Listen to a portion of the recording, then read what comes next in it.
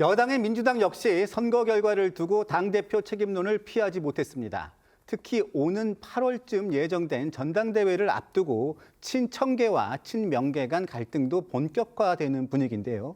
포문은 당대표를 지낸 송영길 당선인이 열었습니다. 한번 들어보시겠습니다. 이재명 정부의 지지율을 잘 활용하지 못한 이 당의 선거 전략이나 이런 게 아쉬운 점이 큽니다. 아니, 당대표가 모든 정치적 책임을 지는 거죠. 어차피 전당대회가 있으니까 이제 종합 평가를 받겠지요. 인천 연수갑 보궐에서 승리하며 원내에 복귀한 송영길 당선인은 선거 직후 잇따라 정 대표를 향한 저격성 발언들을 쏟아내며 본격적인 당권 경쟁에 뛰어들었습니다. 김용민 의원도 승리한 곳이 온전히 축하받기에는 패배한 곳의 아픔과 분노가 크다고 지적했는데요. 선거 기간 잠시 봉합됐던 개파간 힘겨루기가 차기 당권을 둘러싸고 본격화하는 분위기입니다. 여기에 비당권파의 김민석 국무총리까지 당권 행보에 나서게 되면 차기 당대표는 2년 뒤 총선 공천권을 쥐는 막강한 권한이 있는 만큼 당권파와 비당권파 사이 주도권 싸움이 격화될 거란 전망도 나옵니다. 이런 가운데 이 대통령이 선거가 끝난 만큼 조만간 내각과 청와대 인사를 교체 돌입할 것으로 알려졌는데요. 김 총리가 전당대회 출마를 위해 사임할 것으로 알려지면서 후임으론 강훈식 청와대 비서실장과 정성호 법무부 장관 등이 거론되는 가운데 오늘 청와대는 국무총리의 거취 및 인사와 관련해 아직 결정된 바 없다고 전했습니다. 친명계에선 야당의 서울 등 주요 격전지를 내준 패인으로 전북지사 선거전에서 불거진 잡음을 지적하고 있다면서요?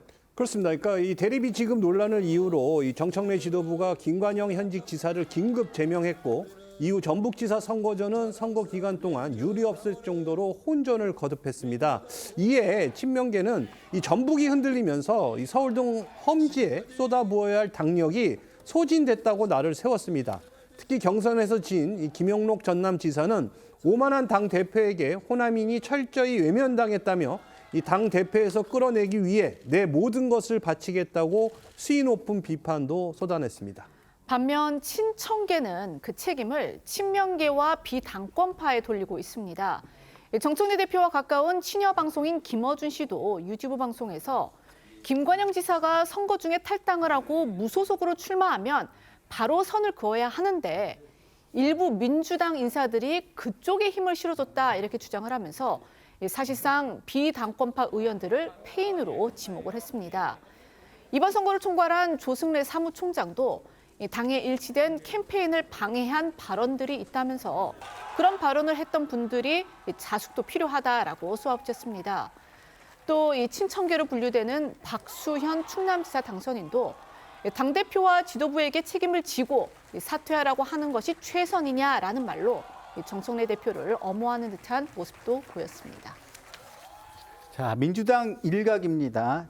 민주당 일각에서 정청래 대표가 전북을 격전지로 되는 그 빌미를 주는 바람에 모든 당력이 전북에 막 묶여버렸고 그런 바람에 주요 경합지 여러 곳에서 졌다는 비판이 있습니다. 그러면서 이 부분이 정청래 대표의 전략적 실패, 실책이라는 지적을 하고 있는데 어떻습니까?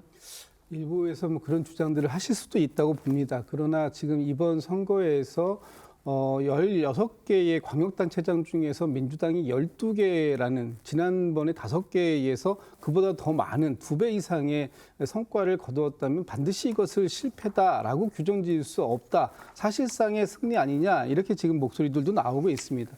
그리고 김관영 당시 무소속 후보로 나갔습니다만 김관영 당시 도지사가 어떻게 보면은 제명이 될 수밖에 없는 불가피한 상황이 분명히 있었다. 그 이후에 이 상황들을 빠르게 진화시켜내지 못한 부분에 대해서 당 그 지도부의 책임을 묻는다면 저는 그 정도는 충분히 가능해 보입니다. 그럼에도 불구하고 이 모든 것들이 전북에 지금 모든 당력이 집중됐다. 이렇게 해서 그것만 가지고 비판하기 좀 어려운 측면이 있고요. 지금 정청래 대표가 지난 선거 유세 기간 동안에 전북에 딱 한 번인가 갔습니다. 그 외에는 전국을 돌면서 지원 유세를 했고 다만 또 한병도 원내대표가 전북 출신이시기 때문에 전북에도 사실상 묶여 있었다 이런 평가도 있는데 이런 부분들은 곧 있을 전당대회에서 당원들이 종합적인 계속 균형감 있게 평가를 하실 수 있는 그런 때가 곧 도래할 것이다. 그런 측면에서 당내에서 선거 결과를 두고 너무 깊은 책임 논란으로 빠져드는 것은 바람직하지는 않아 보인다. 이런 생각입니다.